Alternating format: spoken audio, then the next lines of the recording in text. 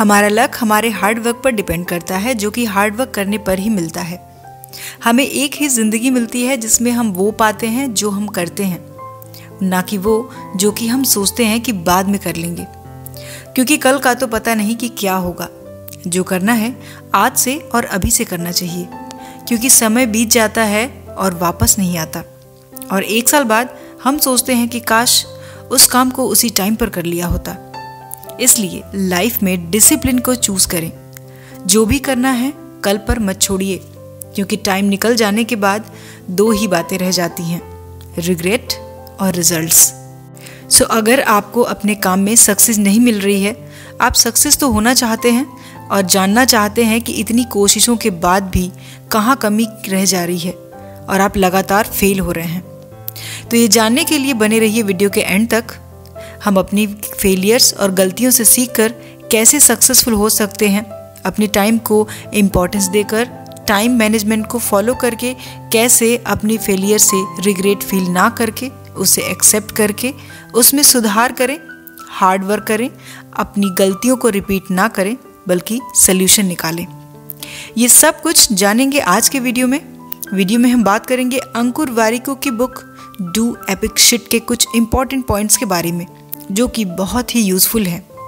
लेकिन वीडियो को स्टार्ट करने से पहले एक छोटी सी रिक्वेस्ट है गाइस, कि अगर आप इस चैनल पे पहली बार आए हैं तो चैनल को सब्सक्राइब करके बेल आइकन को ज़रूर प्रेस कर लें।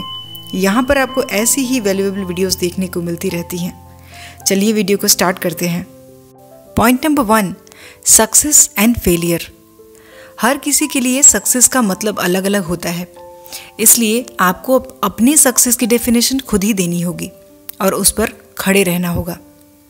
हमें अपनी सक्सेस और फेलियर के लिए दुनिया को डिसाइड नहीं करने देना चाहिए, क्योंकि सक्सेस एक ऐसी रिलेशनशिप है जो कि आपका खुद के साथ होता है। फॉर एग्जाम्पल, मान लीजिए कि आपने प्लान किया कि आज दिन में आप कुछ ज़रूरी 5 या 6 काम करेंगे, लेकिन एंड ऑफ द डे आपने 7 या 8 काम कर लिए, तो ये एक्स्ट्रा काम करने की खुशी ही रियल अचीवमेंट्स है। दिन के 24 घंटे में आपने जो काम करने की ठानी है, उससे ज़्यादा काम करने की फीलिंग से बढ़कर कुछ भी नहीं है, क्योंकि टाइम चलता रहता है, वो किसी के लिए नहीं रुकता। आज से 1 साल बाद आप सोचेंगे कि आपने उसी दिन शुरुआत कर दी होती तो आज सिचुएशन शायद अलग होती। इसलिए जो भी आप करना चाहते हैं वो अभी से शुरू कर दीजिए। आज से 1 साल बाद आपके उस काम के क्या रिजल्ट्स होंगे ये तो नहीं पता, लेकिन अगर आपने काम को स्टार्ट नहीं किया तो आपको रिग्रेट ज़रूर होगा। तो ये तो सच है कि हमें एक ही ज़िंदगी मिली है, लेकिन ज़िंदगी को एक ही जैसा बनकर नहीं जीना चाहिए। आप जो चाहें वो हो सकते हैं और जो चाहें वो बन सकते हैं, क्योंकि जन्म से कोई भी प्रोफेशनल नहीं होता। अपनी पोजीशन पाने के लिए 0 ऑडियंस होते हुए भी लोग हार्ड वर्क करते हैं। प्रोफेशनल लोग डिसिप्लिन को चूज़ करते हैं, और एक बार सक्सेस मिल जाए तो लोग आपकी जर्नी को देखते हैं कि कैसे आपने सक्सेस पाने के लिए क्या क्या किया, कितनी तकलीफ़ों से गुजरे, कितने सैक्रिफाइसेस किए, कितनी परेशानियों का सामना किया। लोग सक्सेस और फेलियर बस यही जानते हैं। अगर आप सक्सेस होते हैं तो सक्सेस को देखते हैं, और अगर आप फेल होते हैं तो लोग भी आपको वैसे ही देखते हैं। पॉइंट नंबर 2 है हैबिट्स। आपकी आदतें आपको बनाती हैं। आप किस तरह के इंसान बनते हैं ये भी आपकी आदतें ही डिसाइड करती हैं। बुक में ऑथर लिखते हैं कि वो अपनी टाइम को इम्पॉर्टेंट नहीं देते थे, जिसकी वजह से उन्हें पैसे कमाने और बचाने में बहुत ज़्यादा फेलियर मिलती है। लेकिन अपनी गलतियों से उन्होंने सीखा कि टाइम कितना इम्पॉर्टेंट होता है, और टाइम को सही से यूज़ करके ही पैसे कमाए और बचाए जा सकते हैं। इसलिए कहा जाता है कि time is equal to money.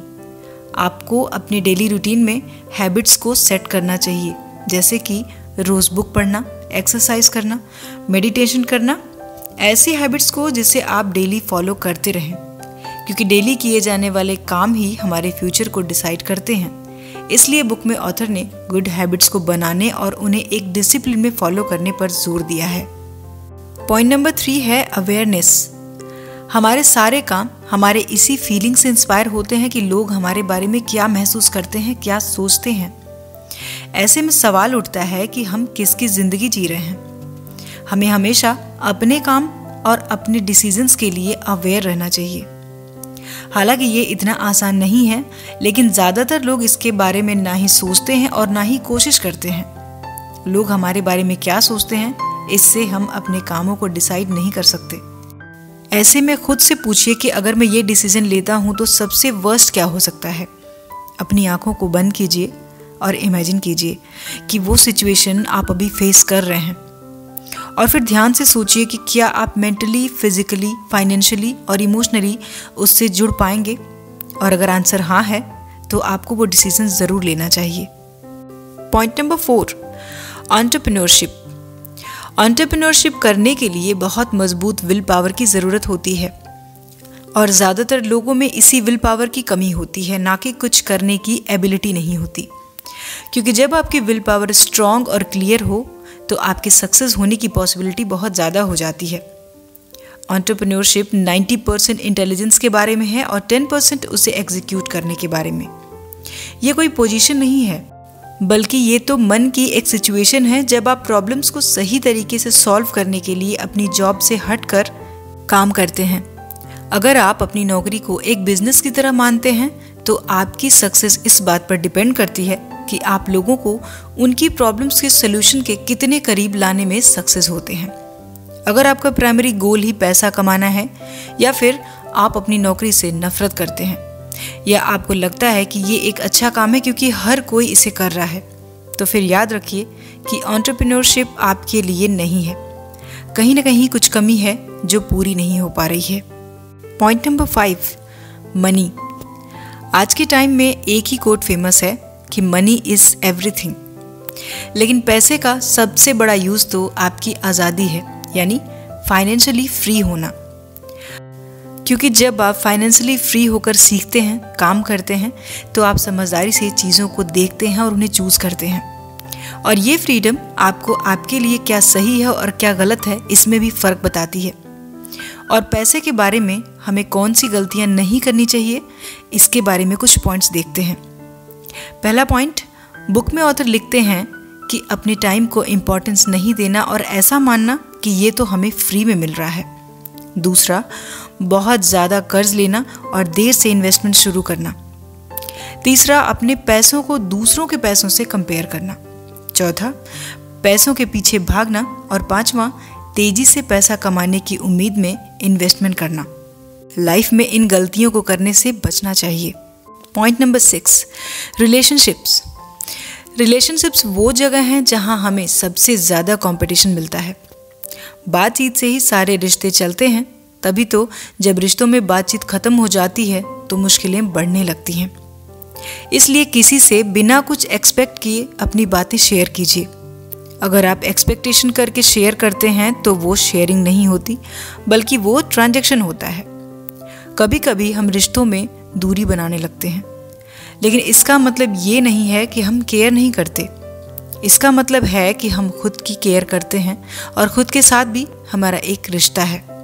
लेकिन अगर ऐसा कुछ है जो आपको दूसरे लोगों में पसंद नहीं है, तो वो चीज़ आपको अपने अंदर भी पसंद नहीं होनी चाहिए। कहने का मतलब है कि वो आपको अपने अंदर भी अच्छा नहीं लगना चाहिए, क्योंकि हम दूसरों में जो चेंज चाहते हैं उस चेंज की शुरुआत हमें खुद से करनी चाहिए। क्योंकि कोई भी बेकार नहीं होता, हर कोई कुछ ऐसा जानता है जो हम नहीं जानते। जब हम लोगों से इस तरह की मेंटालिटी के साथ मिलते हैं कि वो कुछ नहीं जानते, तो हम कुछ नया सीखने के सभी दरवाज़ों को बंद कर देते हैं। लेकिन जब हम अपने ईगो को भूलकर कुछ नया सीखने के लिए तैयार रहते हैं, तभी हमें पता चलता है कि हम कितना कुछ नहीं जानते थे। आप ऐसे लोगों के आसपास ना रहें जो खुद को ठीक करने के लिए तैयार ही नहीं होते, जो अपनी सिचुएशन से खुश होते हैं, जो आपकी एनर्जी को ख़त्म कर देती है। ऐसे लोगों के पास अपनी लाइफ में प्यार, सेटिस्फैक्शन, फिटनेस कुछ भी नहीं होता, लेकिन इसके लिए वो कोशिश भी नहीं करते हैं। इसलिए आप अपने साथ कैसा बिहेव करते हैं इसका ज़रूर ध्यान रखें। खुद की रिस्पेक्ट करें और आप जिनसे मिलते हैं उनकी भी। सो गाइस, हमारा लक हमारे एक्शंस बताते हैं कि अगर हम हार्डवर्क करते हैं तो रिजल्ट्स के रूप में वो हमें ज़रूर दिखाई देता है। हमारा रेगुलर कोशिश करते रहना, उसी से चमत्कार होते हैं। एकदम से कोई चमत्कार नहीं होता और ना ही एकदम से सक्सेस मिल जाती है। सो अपने डिज़ायर और विशेस पर फोकस करके अपना टाइम उसे पूरा करने में लगाइए, तभी आपके सपने भी ज़रूर पूरे हो जाएंगे। सो गाइस, आज की वीडियो में इतना ही। मिलते हैं अगले वीडियो में नेक्स्ट टॉपिक के साथ। अपना कीमती समय देने के लिए धन्यवाद।